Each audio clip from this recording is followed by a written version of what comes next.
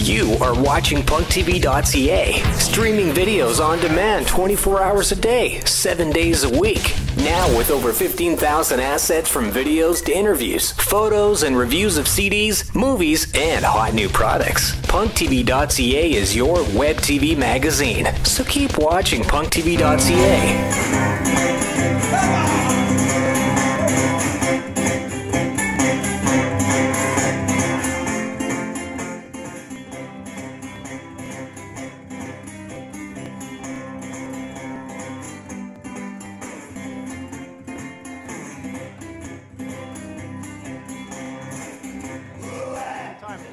And I think the one we got had a DVD with it as well. Yeah. So and it had lots of cool folk in it. Yeah. It's nice kind of seeing what goes on behind the scenes, you know. Yeah, it was good for me too, actually, to see how he recorded it, how he brought all the musicians together.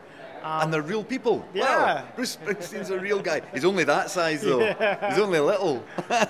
Is he not that big? No, he's about 4 foot nothing. Oh, jeez. And Glasgow would say knee high to a plate of chips. All right, so speaking of Glasgow, what is the scene like for your kind of music in Glasgow? Are you guys playing in pubs? Is it widely accepted? Are you able to get a lot of shows? Well, the Glasgow is really, really vibrant, and I would go as far as to say it's probably the live music capital of Britain, if not Europe. Nice. And I think it's up there, you know, with here, with North by Northeast and Austin with South by Southwest. Glasgow really is vibrant for new music. The big problem is there is now so many bands. Yeah. The gigs, I mean, we live in the city centre, and there are gigs within 5 minutes walk of the house that you can go and see 100 acts. But none of them are getting paid, and nobody's paying to go in and see them. So it's there's a slight danger of some kind of live music implosion. Mm-hmm. So I play Glasgow maybe 3 or 4 times a year. Once or twice I'll be with people like C6 Steve or the Shack Shakers, or if anybody like that comes to town, I usually get the gig, which is nice. Good, yeah. And I'll do a couple of my own gigs and maybe bring some pals in to share the bill, and we'll do it as a self-promo gig, because I don't really, it's difficult to play a pub where people get in for free one night if they've been up to Aberdeen and they've maybe paid £10 to get in the night before. People are like, oh, what's this guy, pub act, what's he trying to do? So.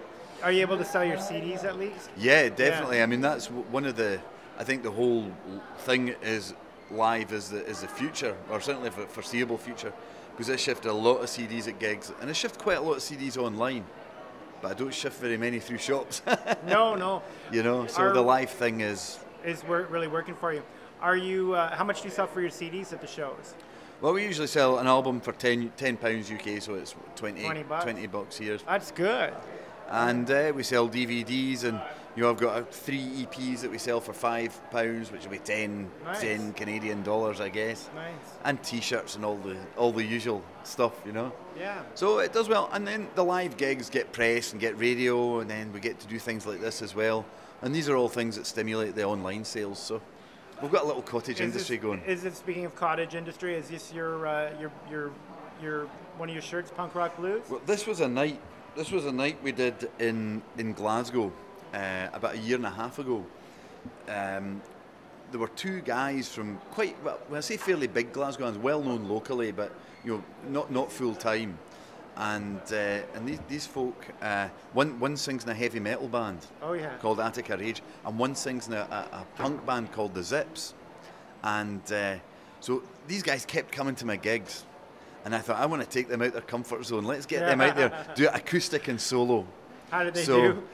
Fantastic. Nice. So we did this night, we thought we'd call it, John from the Zips was the punk, I was the blues, Johnny from Attica Rage was the rock, and we did 2 little short sets each. Nice. And we called it Punk Rock Blues, and the date of that gig's on the back. Yeah. And we did a follow-up one. We've all got bands. Well, I've got a band as well, but I make my living from the solo thing. So we did a band version as well, but that was chaos. Nice. Especially when we got on the stage all together at the end to sing Auld Lang Syne. Nice. And everybody's shit-faced by the end, of course. Oh yeah, man, we were totally out of the game. It was great. Too much whiskey. Well, speaking of that, is it true about the Scots? Are they all drunks? Are they all raving lunatics and crazy we like our drinks, and I'm quite nice, really, you know. We like to enjoy ourselves. We like to have a bit of fun. Good. All right, so of course we've been here with Dave Arcari, and this is your newest album. It's called Come With Me.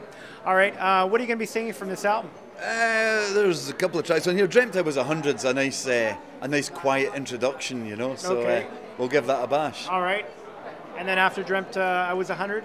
We can maybe go with Bring My Baby Back. All right, so this is Dave Arcari with Dreamt I Was 100.